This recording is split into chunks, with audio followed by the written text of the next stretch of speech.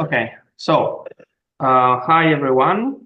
I'm here to show you which was the project, the work I did during my PhD project, which is entitled Exploration of the Moon Between Communication and Science. The basic idea is to investigate the potentials of emerging technologies, and in particular extended reality technologies for the communication of astronomy concepts in general. Then we will focus on a particular topic and we will check why. So we are speaking about a project that relies in the field of science communication. Why is important to speak about science communication today? Well, because in the world, in the modern world, we have different kind of medias that foster the possibility to have a spread science communication, and we have to check which are the best media to communicate our results, our approaches in science in general, in astronomy in particular, and it's a problem of how to involve people in what we are doing as a scientist. In fact, if you analyze the word communication and study the etymology of the word, focus on the etymology of the word, you can understand how it's related to the sharing of common objective, common goals between people in society. So the role of science, a part of the role of science, is also to involve people in order to get all together towards the same goals, the same objectives that we are sharing as a community, science and not scientists. So scientists and non-scientists. So we can distinguish between two different aspects in science communication. We have science communication within the environment of the science community, so-called communication among scientists, communication within this environment, and this can lead to great collaboration, international collaborations, great work, great project. The ESS is just one of the examples of large and spread collaboration between scientists, but also, and not less important, the communication with the public, in which we just involve public as we can present our results, but also involve public in our research, involved in a process that what I was mentioning before. So the fact that we are going towards the same objective, the same goals that we are sharing. So we have to relate with the public. Now we speak about public engagement, not only one directional communication, because the paradigm of science communication changed during the years. Now we are just speaking about different kind of communication that goes from the simple information, in which we have, let's say, a one-directional communication, but also a dialogical communication, that is something that we have to foster, to favorite in this new approach of science communication. In particular, in our project, we focus here in the informing and inspiring part of this diagram, let's say. And the idea is to build up, to study to the building up of a new interactive product that can be wondering for the public, but also experienceable, effective, and challenging, going towards the direction of a dialogical approach with public, so in which public is involved directly. That's why we are trying to study to develop something new with new technologies. And who are we talking about? We are trying to talk in particular to a young adult public, since they are very fascinated and connected with new technologies. But also the idea is to focus on this kind of public, but to build up a product that can be also suitable for general kind of public. That's why in my institution, the National Institute for Astrophysics, in the last years, we focused a lot on different innovative technologies for the communication, dissemination, and in particular for public outreach, because we know the potential. We're trying to study how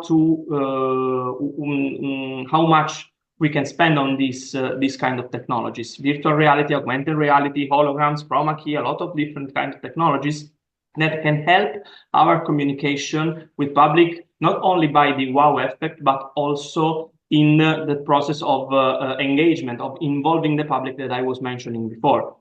In fact, when I started my PhD project, for example, we started with a project in which the whole institution was sharing the internal skills of different people working with new technologies in order to build up a new know-how, let's say, and this lead also now to the birth of a national congress about the use of new technologies. So the work is going very well with the use of innovative technologies.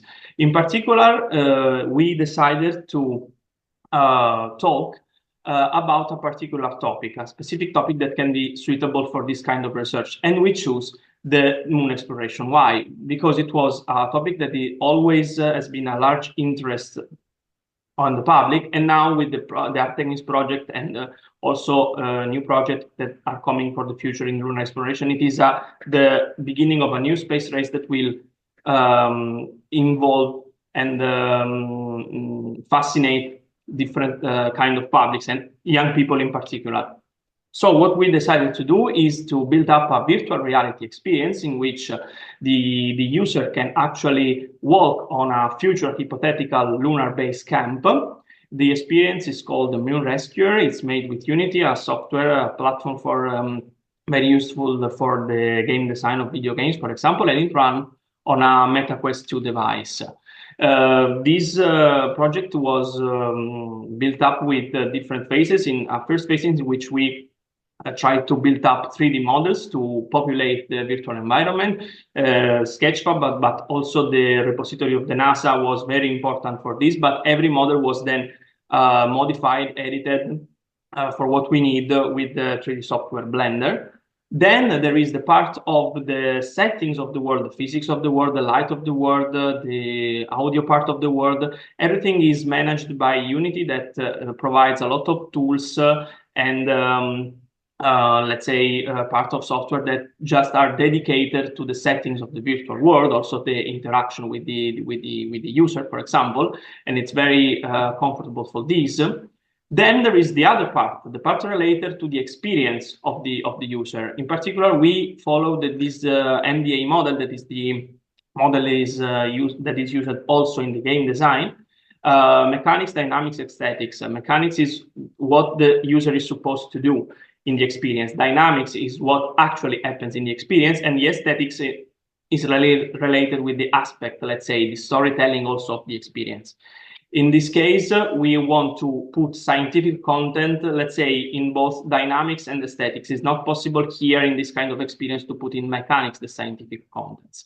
In particular, in this case, we want the user just feel on the lunar surface, so understand the characteristic of the lunar surface and understand which is the future of lunar exploration. Everything was done following this, let's say, refining cycle, in which we have a test of the experience, then feedbacks from the public, and then problem solving, fixing problems that came out from the tests. The experience is structured in 3 different phases. In the first phase, the user just learns how to deal with the controllers and the input system of the virtual reality experience. And in this phase, it experiences also some characteristic of the lunar environment, just like dark shadow or lunar gravity. In the second phase, he moves, since he or she has to move in a very large environment from the virtual point of view. There's a part in which can drive a lunar vehicle in order to expand the boards, let's say, of the virtual space. And in the last part, there is the proposal of a task that the user has to fix in order to win or lose, let's say, the game. So there is a gamified experience in this sense.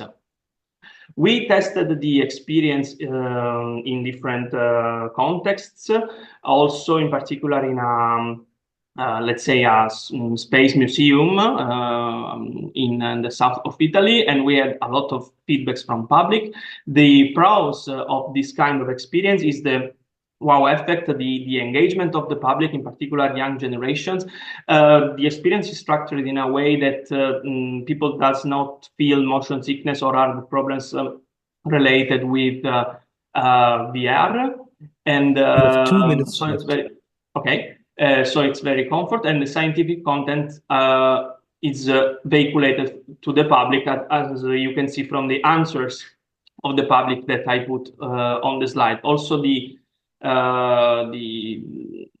from the other point of view, we have some counts. For example, the fact that the experience can be provided only to a single player by time, and also the context, because we have to find a particular context for this kind of experience. Is not something that you can bring in a school, for example, and everyone can participate, also because of the media that you use. So I want to leave you with a short trailer, and I conclude with this, and then you can ask me whatever you want. That's the trailer.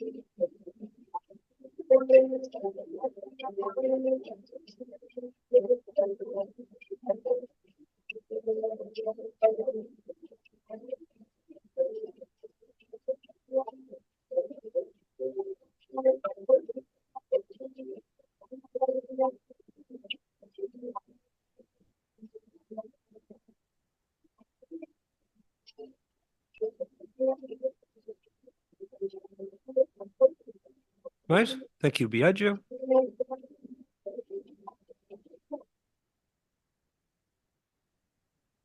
You have time for 1 or 2 questions.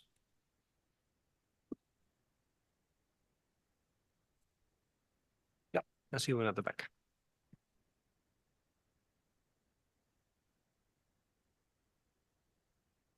Hi, thank you for the presentation. This is Simone.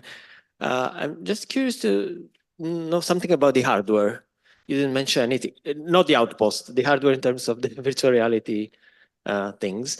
And if you also consider to put some contingency situation to make it even a little bit more thrilling and engaging, like if everything will go smoothly on the surface, or if you consider to add some possible troubles. No. In the experience, the third part, let's say, the part in which you have to pick some tasks, is just in the storytelling. There's something that happens, something critic, and you have to solve one of these problems. So let's say it's something that is that comes out in the storytelling of the experience.